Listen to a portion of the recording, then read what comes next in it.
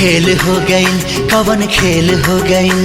Double duty वाला खेली कैसे खेल, दादा रे माथा फेल हो गईल। लागे जाता में पिसा जाई बकेल, दादा रे माथा फेल हो गईल। आज हमारे राजा लड़ाला नजरिया, आके समझा तू दिल के भीतरिया।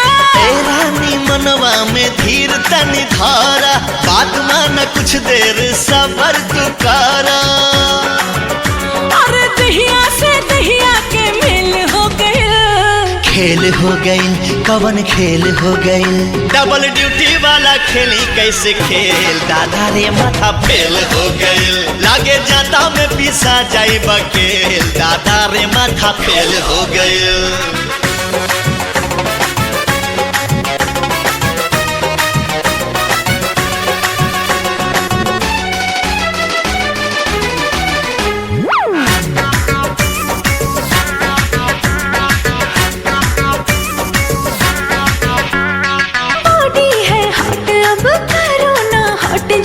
इंजन मोहब्बत का करो इसे काट जी। रात बाटे बाकी हो, बात बाटे बाकी, सजिया पे कुल्ही खुर्रफात बाटे बाकी। छनके लचूड़ी खनक जाला कंगना, सुरहो सिंगार खोजे प्यार तो हर सजना। अरे भागला ऐसे जैसे जेल हो गए। खेल हो गईल, हो कवन खेल हो गईल। डबल ड्यूटी वाला खेली कैसे खेल, दादा रे माथा फेल हो गईल। लागे जाता में पिसा जाई बकेल, दादा रे माथा रे फेल हो गईल।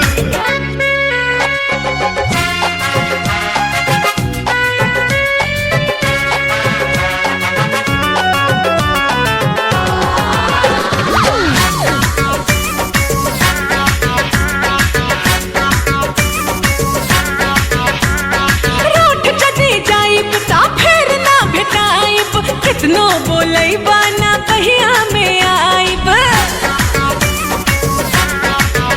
हारू सबूत बहिया में तान ले हब तो होके, किस लेके करवा में बांध ले हब तो होके। ना जाने कैसा तू है हस्बैंड, बाहों में आ जाओ कर दो ट्रेंड।